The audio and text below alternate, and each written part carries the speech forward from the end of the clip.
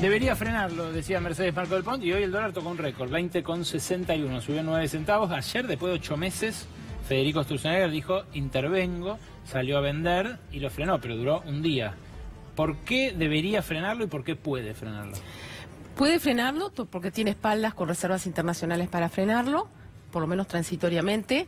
Debería frenarlo porque no es bueno que en los últimos 3 meses el dólar se haya pegado un salto del 17%, y que sabemos que eso genera inflación, genera además esta mayor expectativa de devaluación hacia adelante que incentiva el proceso de dolarización, que es gravísimo en la Argentina, vos lo planteabas al principio, y creo que no es bueno que sea el mercado el que esté decidiendo una variable tan relevante en la Argentina como es el tipo de cambio, ¿no? Entonces, yo no estaría tranquila si estuviera hoy en los zapatos del presidente del Banco Central, porque creo que cuando empiezan estas pulseadas hay que frenarlas, porque si no, esto es progresivo.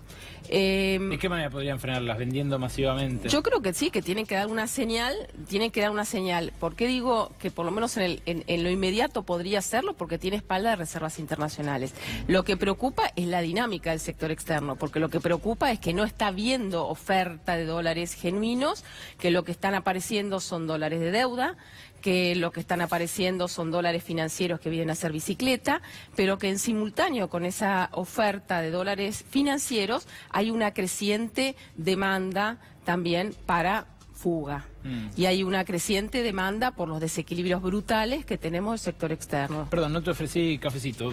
Tenemos una máquina que qué bien. Nuestro querido Claudio Martínez consiguió para la ocasión. ¿Y lo servís vos? Y lo voy a servir yo mismo acá, sí, porque queremos hacer sentir a la gente como en su casa. Voy a tratar de hacerlo bien. Decías que esto puede irse de las manos. Si no se lo frena a tiempo. ¿Irse de las manos qué quiere decir? ¿Una disparada? ¿Una pérdida brutal de reserva? Que un salto del dólar de 17-18% es algo realmente de una dimensión para prestar atención. Insisto, porque el gobierno, acá hay una enorme contradicción. El gobierno ha puesto como eje principal de toda la política económica bajar la inflación.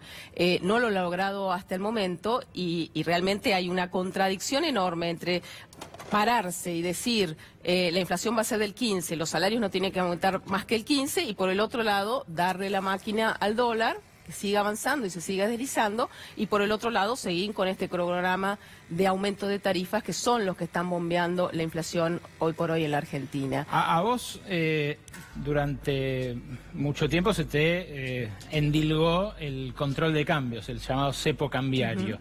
Pero ahora que empiezan a irse los dólares de manera tan acelerada, mientras nos endeudamos, se escuchan voces que hablan de una especie de desdoblamiento cambiario. Quiero que escuchemos juntos a Carlos Melconian y que me digas lo que pensás. Con abrir el mercado cambiario así, no puede valer el que quiere viajar y el que quiere comprar dólares, lo mismo que el dólar del fideo. El dólar del fideo tiene que ser un dólar diferente al de...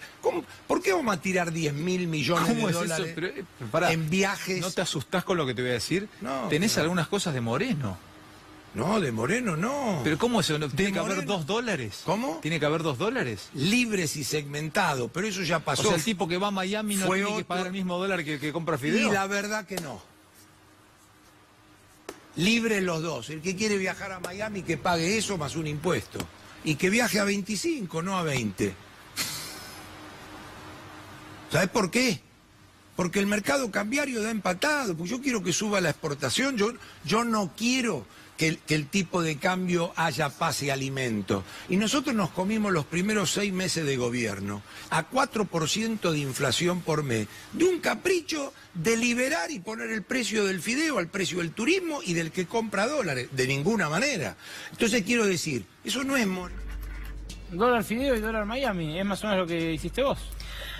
A ver, nosotros no teníamos dólar de fideo, dólar Miami, había un mercado ilegal del dólar, que fue el que liberó este gobierno, que dijo todo ya está ajustado a los precios en la Argentina, no va a haber inflación porque ya están ajustados al dólar ilegal, y fue lo que se equivocaron. Yo creo que es bueno que desde las usinas neoliberales, como es la de Melconial, se discuta esta locura que tiene que ver con esta ampliación de la brecha externa, pero creo que ellos tratan de no meterse en la cuestión que a mi juicio es la cuestión de fondo, que tiene que ver con esto que vos mencionabas al principio, que es de la regulación de la cuenta capital. Pero espera, sin ponernos tan técnicos, había un dólar Miami, había un impuesto del 35%. Bueno, había nosotros como mecanismo para desincentivar el turismo en el exterior, se había puesto efectivamente una retención a cuenta de ganancias que encarecía el dólar. Ahora, ¿tan grave es la situación del déficit externo como para que Melconian, a quien vamos a invitar a que venga también a charlar aquí con nosotros, diga esto?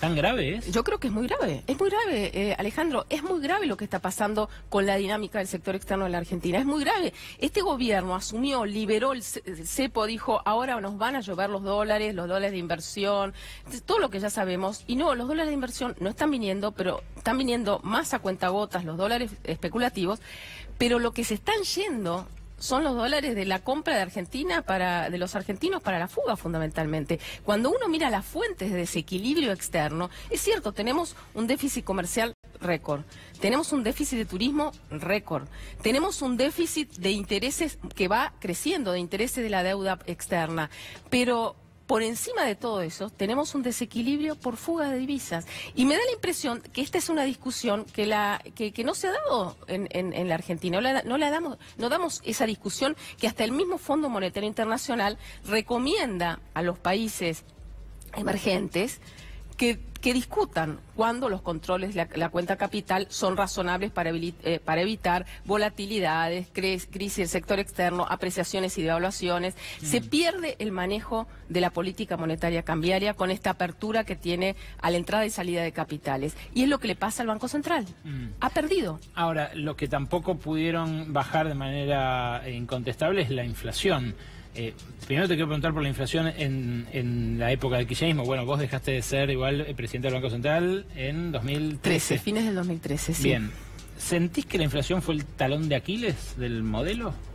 No, yo no creo que haya sido el talón de Aquiles. Creo que quizás con toda esta discusión en torno al INDEC nosotros perdimos mucha credibilidad en la opinión pública, pero creo que si lo que aparece como talón de Aquiles en las condiciones macroeconómicas es la reaparición de las restricciones externas, que también nos reapareció a partir del año 2011, cuando empiezan a caer los precios internacionales y nos encontramos que teníamos desequilibrios industriales, que teníamos desequilibrios energéticos, pero desequilibrios que eran manejables, que nosotros por esto creo que en eso hay que ser muy claro. Nosotros hacia fines del 2015 habíamos llegado con situaciones de desequilibrio, con una decisión política que fue: miren, nosotros vamos a seguir regulando la cuenta capital, no hay dólares para todos y vamos a privilegiar los dólares con uso productivo. El argentino ve al dólar como un derecho humano. Es que eso creo que es una discusión que como sociedad nos tenemos que dar.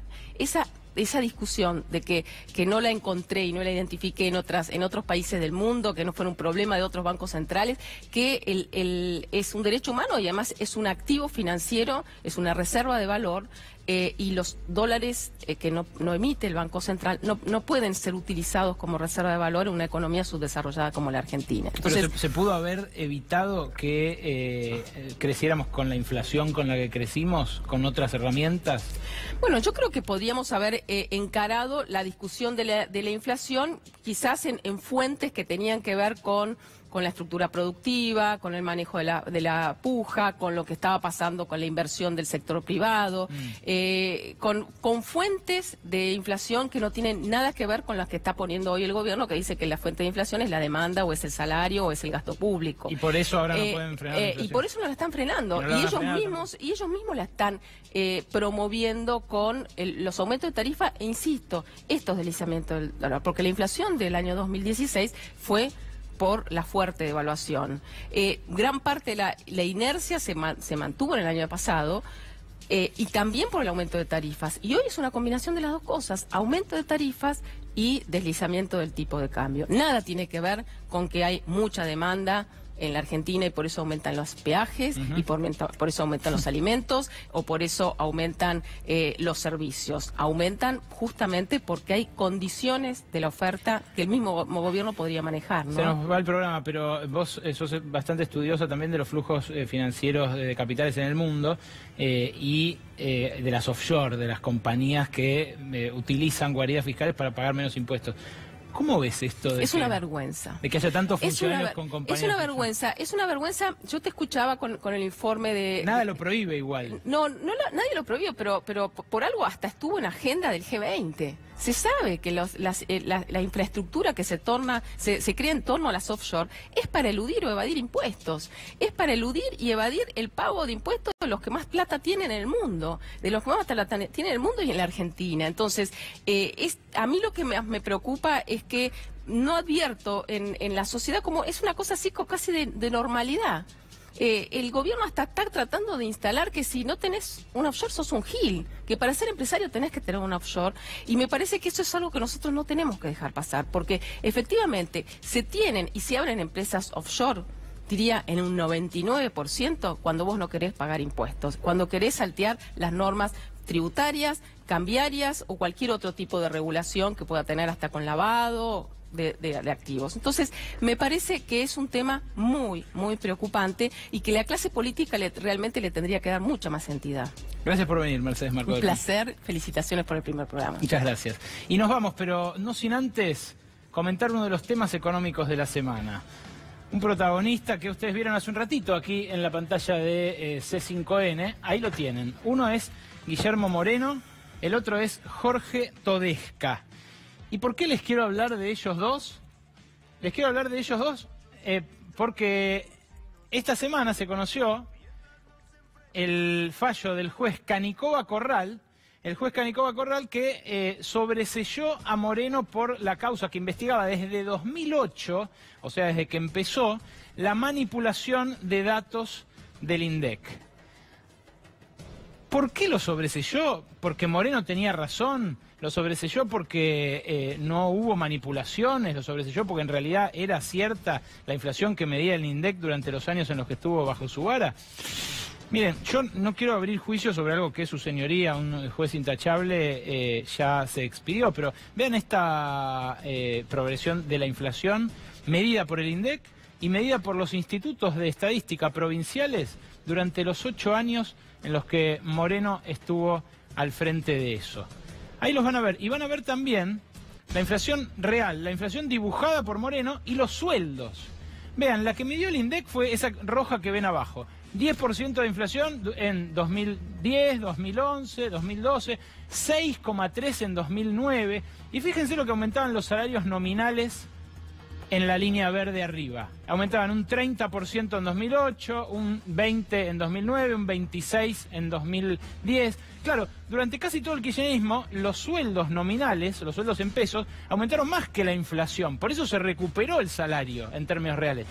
Pero no se recuperó la bestialidad que se habría recuperado si la inflación del INDEC fuera cierta. Lo que ustedes ven en la comparación entre la raya verde y la azul es que el sueldo le ganó a la inflación por poquito durante muchos años y después en 2014 perdió frente a la inflación, perdió fuerte frente a esa inflación de 2014 que fue la de una devaluación importante. Ahora, si hubiera tenido 10 puntos o 15 puntos de ventaja el sueldo sobre la inflación durante tantos años seguidos, hoy viviríamos una especie de socialismo utópico, una especie de cooperativismo de la alegría, porque los sueldos en ninguna economía capitalista del mundo aumentan tanto por encima de la inflación durante tantos años. ¿Qué es lo que podríamos concluir cualquiera con 2 dedos de frente, con sentido común? Que nos mintieron en la cara durante mucho tiempo. ¿Y por qué el juez Canicova Corral no llegó a esa misma conclusión a la cual es tan fácil llegar viendo un simple gráfico? Porque el gobierno no quiso. Porque Jorge Todesca, que fue un crítico del INDEC durante todo el kirchnerismo y que por eso asumió al frente del INDEC apenas asumió Mauricio Macri, levantó todos los cargos y no aportó ninguna prueba a que se probara judicialmente lo que políticamente y empíricamente todos vimos, porque nos lo hicieron a la luz del día, nos mintieron a la luz del día en la cara. ¿Por qué no lo quiere probar el gobierno? Porque no quiere pagar los juicios mega multimillonarios que se le amontonarían en todos sus escritorios si reconociera la justicia que el INDEC mintió durante tantos años. Ahora, eso no es tirar la piedra y esconder la mano. Eso no es denunciar una cosa cuando se está en el llano y no hacerlo cuando se está en el poder. Eso no es teorema de Baglini, como se dice en los círculos de la política. La conclusión se las dejo a ustedes. Yo antes de irme quiero despedirme de Luciano Galup y de Noé Barral Grijera. Gracias por estar en este primer Brotes Verdes. Nos vemos el martes que viene. Nos vemos el martes que viene, efectivamente. Vale. Con usted también, Luciano, lo esperamos Hasta luego. Con el buceo en las redes. A ustedes, gracias por haber estado ahí, gracias por haber hecho de hashtag Brotes Verdes uno de los temas más conversados de esta noche y los esperamos el martes que viene, así, con la música de No Te Va a Gustar. Cuando la escuchen es que termina El Gato Silvestre y llegamos nosotros. Gracias y hasta la semana. Muchos invitados y nosotros no, mientras nos enfrentan como distracción. Ya